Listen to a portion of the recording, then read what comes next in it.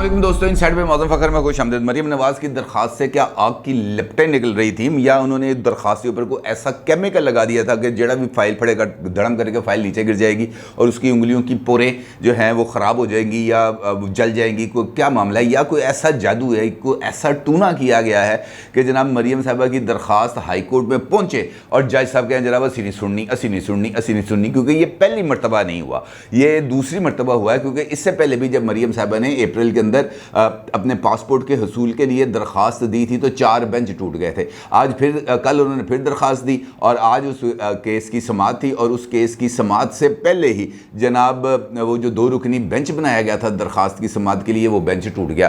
क्योंकि उसके एक मोहतरम जज साहिब हैं जस्टिस नवारुल हक पुन्नू साहब, जिनके जो इस बेंच में शामिल थे, उन्होंने केस की समाअत से पहले ही इस बात की माजरत कर ली। उन्होंने कहा जनाब मैं केस नहीं सुनना, मैं इस काम से हाथ नहीं पाना। और उसके बाद यकीनी तौर पर बेंच टूट गया है और वो चला गया है मामला दोबारा chief justice Lahore high court के पास। सवाल ये पैदा होता है कि आखिर क्या वजह है कि हाई कोर्ट के जज साहिबान जो हैं वो मरीम साहिबा की दरख्वास्त जो है वो सुनने से गुरेज कर रहे हैं। मेरी नज़र के अंदर इसकी सिर्फ और सिर्फ एक वजह है और वो है सोशल मीडिया। सोशल मीडिया से लाहौर हाई कोर्ट के जज साहिबान या किसी भी अदालत के जज साहिबान वो इतने ज़्यादा खौफजदा क्यों हैं, इस सारी सूरत हाल पर आपके साथ बात करूँगा कि मरीम साहिबा के केस की क्या सिचुएशन है और ये केस क्यों नहीं सुना जा रहा और इसका वजूहात क्या हो सकती हैं। लेकिन उससे पहले एक और बड़ा दिलचस्प इंकशाफ हुआ है, क्योंकि हमने आज तक अपनी मालूम तारीख के अंदर सिर्फ मादर मिल्लत का सुना था, यानी मोहतरमा फातिमा जिन्ना का। ये पहली मरतबा है कि एक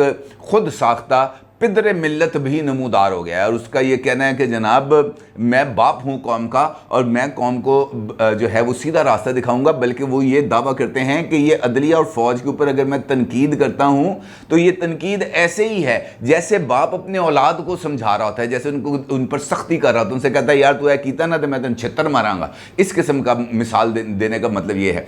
तो वो जो ये जो सेल्फ प्रोक्लेम्ड जो बन गए हैं पिदर मिल्लत साहब, ये बड़ी इसमें भी एक अजीबोगरीब सिचुएशन है। क्योंकि इस पिदर मिल्लत के बहुत सारे मामलात इस वक्त अदालतों में ज़ेर समात हैं और अगर वो ये कहें कि जनाब मैं तो अब पिदर मिल्लत हूँ तो वो किस तरीके से उस जगह पर पहुँचेंगे जहाँ पर उनके मामलात जो है वो ज़ेर समात हों और वहाँ से उन्होंने कोई ना कोई फ़ायदा उठाने की कोशिश करनी हो। अजीबोगरीब सी एक सिचुएशन है जो इमरान खान साहब अपने तकरीरों के ज़रिए पैदा कर देते हैं। चिश्तिया में जलसा था, चिश्तिया के अंदर जलसे से इमरान खान साहब ने खिताब किया और वो क्लिप इस वक्त सोशल मीडिया पर बहुत ज़्यादा वायरल है, जिसमें वो फ़ौज और अदलिया से मुतल्लिक बयान दे रहे हैं। इमरान खान अपने बयान में ये कह रहे हैं कि फ़ौज और अदलिया पर तामीरी तनकीद करता हूँ, उन पर ऐसे तनकीद करता हूँ जैसे बाप बेटे पर करता है ताकि वो बेहतर इंसान बन जाए।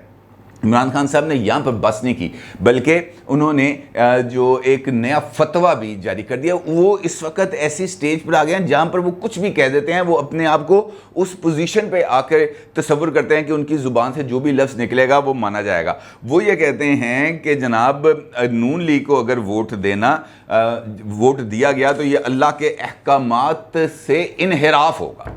ये उन्होंने फतवा दे दिया। पहले वो शिर्क के हवाले से बात करते थे, लेकिन अब उन्होंने ये वाला फतवा भी दे दिया है कि जनाब उनको अगर वोट दिया गया तो वो अल्लाह के ख़िलाफ़ जाएगा, वो अल्लाह के अहकामात के मुनाफी होगा।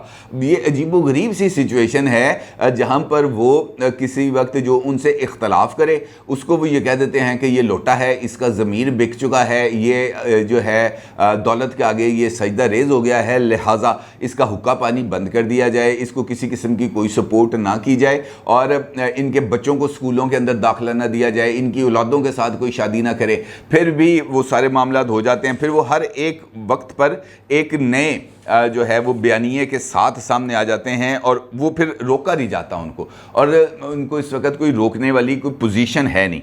इसके साथ साथ उन्होंने एक नया इल्ज़ाम भी लगाया है। वो किसी जगह पर रुक नहीं रहे, वो अपनी बात को आगे बढ़ाते चले जा रहे हैं। ख़ास तौर पर इस्टेब्लिशमेंट के हवाले से उनका नुक्ता नज़र तब्दील नहीं हो रहा, क्योंकि 2 दिन के वक्फे के बाद फिर एंट्री आ गई है मिस्टर एक्स की और मिस्टर वाई की।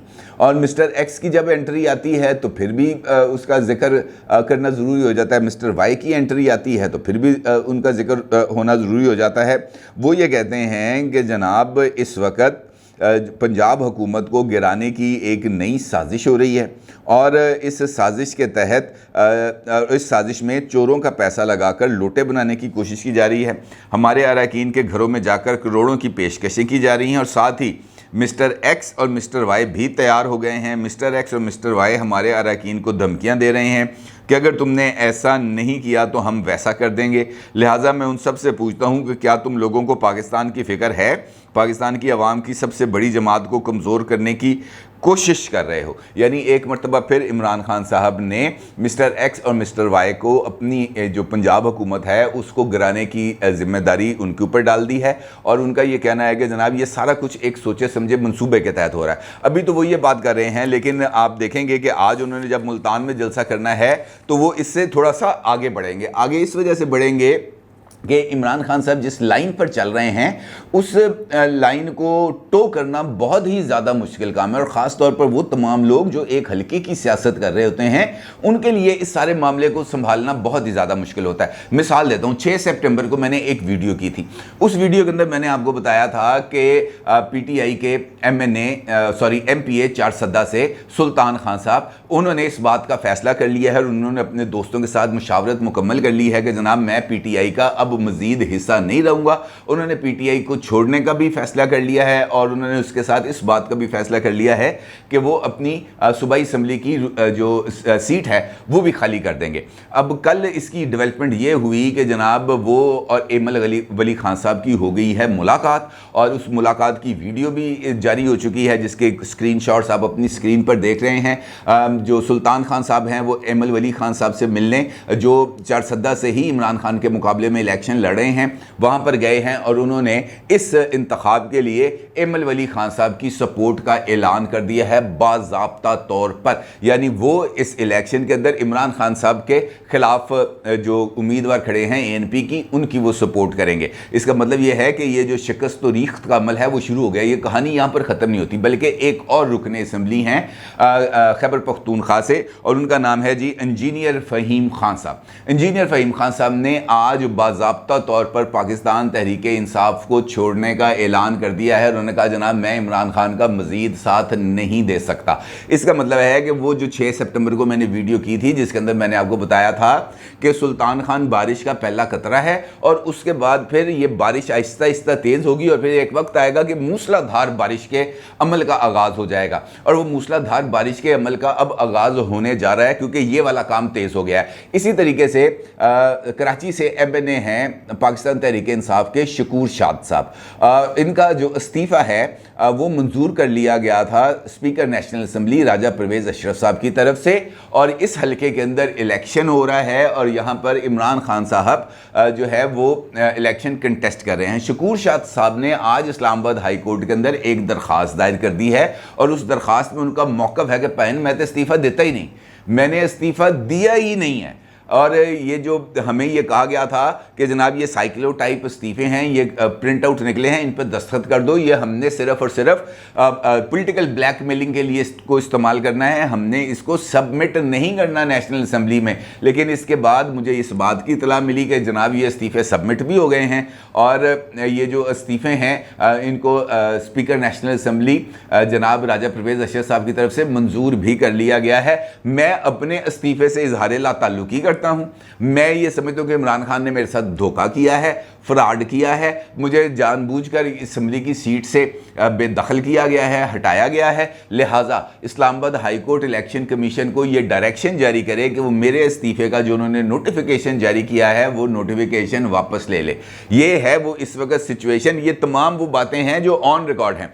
सुल्तान खान साहब अब ऑन रिकॉर्ड आ गए हैं, वीडियो उनकी मौजूद है जिसके अंदर वो एमल वली खान साहब से मिल रहे हैं, सैकड़ों की तादाद में लोग उनके साथ मौजूद हैं। और उसके बाद इंजीनियर जो हैं फ़हीम खान साहब, इन्होंने भी बाज़ाब्ता तौर पर प्रेस कॉन्फ्रेंस करते हुए इमरान खान साहब से राहें जुदा करने का ऐलान किया है। और शकूर शाद साहब ने तो इस्लामाबाद हाई कोर्ट के अंदर बाज़ाब्ता दरख्वास्त भी दायर कर दी है। यानी आज मुल्तान के जलसे में इमरान खान साहब ये जो पंजाब के अंदर मिस्टर एक्स और मिस्टर वाई की बजाय अब पेशावर के अंदर कोई मिस्टर जेड तलाश करेंगे या मिस्टर वी तलाश करेंगे या मिस्टर एम तलाश करेंगे। वो कोई भी आज नया MVX को तलाश नया उन्होंने कर लेना है और उसके बाद उन्होंने तनकीद का आगाज़ कर देना। लेकिन वो खुद अपनी अदाओं पर गौर नहीं कर रहे। वो ये नहीं सोच रहे कि मैं जो काम कर रहा हूँ इसका अंजाम क्या होगा, इसका नतीजा क्या निकलेगा। बोंगियां मारने में तो भाई का सानी नहीं है, ऐसी ऐसी आला दर्जे की बोंगी मारते हैं जिसकी मिसाल ढूंढना बहुत ज़्यादा मुश्किल हो जाता है। जिस तरह मैंने आपको बताया कि इस्लामी टच दिया उन्होंने, और ऐसा खौफनाक इस्लामी टच दिया कि वो बिल्कुल मुझे याद आ गया मौलाना अब्दुल कादर आज़ाद साहब, जिन्होंने एक मरतबा फतवा दे दिया था कि जो पीपल्स पार्टी को वोट देगा उसका निकाह फस्ख हो जाएगा, ख़त्म हो जाएगा। और फिर उसको पीपल्स पार्टी को, यानी बेनज़ीर भुट्टो साहबा उस वक्त पीपल्स पार्टी को हेड कर रही थी, कि अगर इनको वोट दिया तो फिर आपको तजदीद निकाह करनी होगी। उन्होंने फतवा जारी कर दिया था। वो तो चले उन्होंने कोई 4 किताबें पढ़ी होंगी, कोई किसी भी मदरसे से फारुक़ तहसील होंगे, उन्होंने कोई शरअ हदीस का थोड़ा बहुत शायद कोई इल्म हासिल किया होगा। इमरान खान साहब ने कौन सा इल्म हासिल किया है, माँ सिवाय सस्ता काम करने के? इसके अलावा तो उनके पास कोई इल्म, कोई नॉलेज नहीं है। हाथ में तस्बीह है, मुंह में झूठ है, और झूठ की तस्बीह वो हाथ में पकड़ के करते हैं, जुबान से करते हैं। झूठ की तस्बीह वो नहीं छोड़ते। अब उन्होंने अगर वो ये फतवा जारी कर देते हैं जलसे में खड़े होकर कि मुस्लिम लीग नून को वोट देने का मतलब ये है कि आप अल्लाह के अहकामात से की नाफरमानी करेंगे, तो अब आप बताएंगे इस फतवे का क्या जवाब दिया जा सकता है? इसका तो बंदा यही कह सकता है कि यार ये बंदा अब क्या किया जा सकता है। फिर वो ये कहते हैं कि मैं जो है अदलिया या फौज पर तनकीद इस वजह से करता हूं कि मैं खुद को उनका बाप तस्वुर करता हूं, और मैं ये कहता हूं कि बिल्कुल बाप की तरह मैं तनकीद करता हूं जिस तरह बाप अपनी औलाद पर तनकीद करता है। क्योंकि अजीब व गरीब सी इस वक्त मेरा ख्याल है उनकी कोई मेंटल स्टेज हो गई है।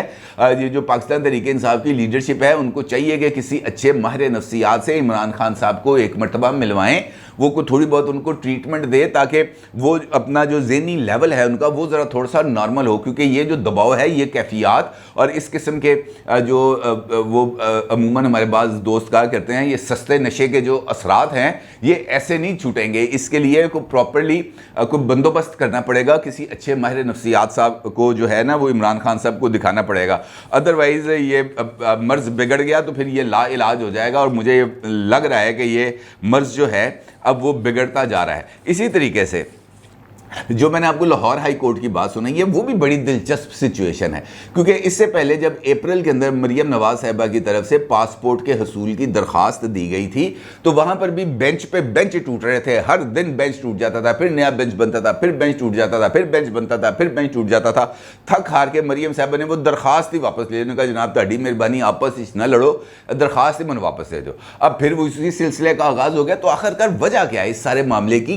क्यों जज साहिबान जो हैं वो इस बात से कतरा रहे हैं कि वो इस मामले की समाअत न करें, जो कि उनका फर्ज है। वो अगर जज साहब केस नहीं सुनना चाहते तो उसकी कोई ना कोई वजह तो बतानी चाहिए कि जनाब मैं इस वजह से केस नहीं सुनना चाहता। माजी के अंदर भी होता था कि जनाब जज साहिबान केस सुनने से इनकार करते थे, लेकिन वो ये वजह बताते थे कि जनाब ये मेरा क्लाइंट रह चुका है, फलां वक्त में मैं इसके तरफ से फलां अदालत के अंदर पेश हुआ था, लिहाजा जो इम्पार्शियलिटी है उसका स्टैंडर्ड ये है कि मैं अब इनके लिए इनका जो केस है वो मैं ना सुनूं। इस किस्म के जो जज साहिबान हैं वो वाज़े तौर पर इशारे दिया करते थे, वो ये बात खुल के बताते थे। लेकिन इस मरतबा कुछ समझ नहीं आ रही। जहाँ तक मैं समझता हूँ कि मामला कुछ ये है कि मरियम साहिबा का जो पासपोर्ट है वो चौधरी शुगर मिल्स रेफरेंस के लिए वो जब्त किया गया था नैब की तरफ से, और वो पासपोर्ट को उन्होंने सरेंडर करा लिया था। और उनका ये कहना था कि ये रेफरेंस हम बहुत जल्द अदालत के अंदर पेश कर देंगे। लेकिन 4 साल गुजरने के बावजूद ये रेफरेंस आज तक किसी भी अदालत के अंदर पेश नहीं हो सका,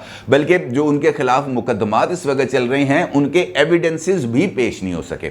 दूसरी बात यह है कि मरियम साहिबा इस वक्त जमानत पर हैं, और उनकी जमानत किसी टेक्निकल वजूहात की बिना पर मंजूर नहीं की, बल्कि उनकी जो दरख्वास्त ज़मानत है वो मेरिट के ऊपर मंजूर की गई है। इसके साथ साथ उनकी जो सज़ा मुअत्तली है उसके ऊपर भी अमल दरामद चल रहा है, और वो सज़ा दोबारा अभी तक रिवाइव नहीं हुई, और उसकी अपील भी इस्लामाबाद हाई कोर्ट के अंदर ज़ेर समाअत है। ये हैं वो केस के मेरिट्स। इस केस को अगर कोई भी जज साहब सुनेंगे तो यकीनी तौर पर वो जब ये देखेंगे कि जनाब किस वजह से पासपोर्ट को सरेंडर किया गया था और किस वजह से वो पासपोर्ट वापस नहीं किया जा रहा, तो साफ बात समझ में आ जाएगी कि जनाब रेफरेंस ही फाइल नहीं हुआ, तो उस रेफरेंस के अगेंस्ट जो चीज़ सरेंडर की गई थी वो बंदे को वापस मिलनी चाहिए। इसके अंदर तो कोई दो राय नहीं है। मेरिट के ऊपर अगर केस सुना जाए तो इस केस के अंदर मरियम साहिबा के हक में फैसला आ सकता है और उनको पासपोर्ट वापस मिल सकता है। लेकिन खौफ क्या है?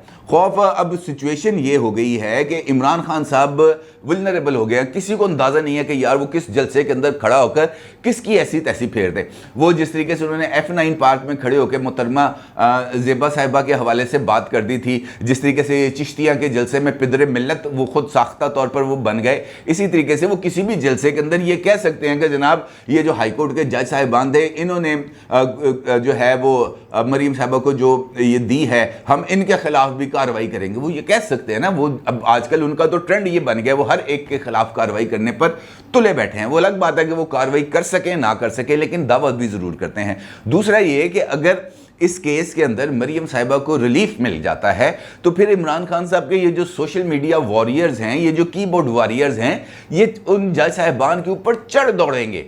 फिर वो उन्होंने नहीं देखना कि जनाब ये जो ट्रेंड बन रहा है वो क्या बन रहा है, उस ट्रेंड के अंदर वो जज साहब के बारे में किस किस तरह के अल्फाज इस्तेमाल किए जाएंगे। हमने देखा है जब जस्टिस सदर मिनल्ला साहब के खिलाफ PTI की तरफ से बाज़ाब्ता तौर पर ट्रेंड्स चलाए गए थे, तो उसके ऊपर कौन कौन से इल्ज़ामात हैं जो आयद नहीं किए गए थे। वो उनको तो लंदन में किसी फ्लैट का मालिक भी बना दिया गया था। और जब लास्ट टाइम इमरान खान साहब की तौहीन अदालत केस की समाअत हो रही थी, तो वहाँ पर उन्होंने खुद जस्टिस मिस्टर जस्टिस सदर मिनल्ला साहब ने इस बात का इतराफ़ किया कि जनाब ये मेरे खिलाफ भी ये वाले ट्रेंड्स चले हैं सोशल मीडिया पर, और ये पॉलिटिकल पार्टीज को समझाना चाहिए अपने लोगों को कि जनाब ये इस किस्म की हरकतें उनको नहीं करनी चाहिए। ये खुद उन्होंने जज साहब ने खुद इस बात का इतराफ़ किया। तो इसका मतलब ये है कि बैक ऑफ द माइंड हर एक जगह पर यह तासुर पाया जाता है कि यार इस वक्त ये जो सोशल मीडिया है, जब ये ट्रेंड्स बनेंगे, जब ये चीज़ें वायरल होंगी, तो हमारे लिए सोशलाइजेशन करना बहुत ज़्यादा मुश्किल हो जाएगा। बच्चे हैं, ख़ानदान वाले हैं, सबको जब बुरे अल्फाज से नवाजा जाएगा, सबके करैक्टर के ऊपर बात की जाएगी, सबकी जो इंटेग्रिटी है, उनकी जो सेल्फ रिस्पेक्ट है, उसको हर्ट किया जाएगा, तो फिर ऐसी सूरत के अंदर वो लोग जो हैं वो ज़रा थोड़ा सा खाइफ हो जाते हैं, वो खाइफ होकर पीछे हट जाते हैं। और मेरा ख्याल है कि यही वजह है कि मरीम साहिबा के मामलात के अंदर ये जो जज साहिबान हैं ये हाथ डालने से इसी वजह से कतरा रहे हैं कि यार ये इमरान खान का भी कोई भरोसा नहीं है, और उसके बाद ये सोशल मीडिया जो ट्रेंडिंग है इसको संभालना भी हमारे लिए बहुत ही ज़्यादा मुश्किल हो जाएगा। लिहाजा बेहतर है इस काम से हाथ ही ना पाओ। अब ये मामला चला गया chief justice Lahore high court के पास। अब यकीनी तौर पर वो कोई नया बेंच बनाएंगे, और फिर देखना ये है कि वो जो नया बेंच है क्या वो ये दरख्वास्त सुनने पर अपने को आमादा कर पाएगा, और क्या ये बेंच दोबारा कायम रहेगा। ज़रा मजबूत बेंच अगर बन जाए तो ज़्यादा अच्छी बात है, क्योंकि भूमि तो जब हम स्कूलों में पढ़ते थे तो बेंच बाज़ दफ़ा ज़रा पुराने हो जाते थे, हिल जाते थे, 4 बच्चे बैठते थे, बेंच टूट जाते थे, कोई इधर से टूट जाता था, कभी लकड़ तो निकल जाती थी, इस किस्म की सिचुएशन हो रही थी। बच्चे बैठे एकदम गड़म से नीचे गिर जाता है तो फिर प्रॉब्लम हो जाती है, चोट लगने का इम्कान होता है। तो अगर अच्छे तगड़े बेंच बनाए जाएँ तो शायद वो बेंच ना टूटें, ज़रा किल्ला शिल्ला ज़रा सही तरह लग जाते। तो मेरा ख्याल ये है कि अब देखना ये है कि chief justice Lahore high court अब कैसा बेंच बनाएंगे और उस बेंच का मुस्तकबिल क्या होगा। अपनी राय का ज़रूर इजहार कीजिएगा। आपका बहुत शुक्रिया। अल्लाह हाफिज़।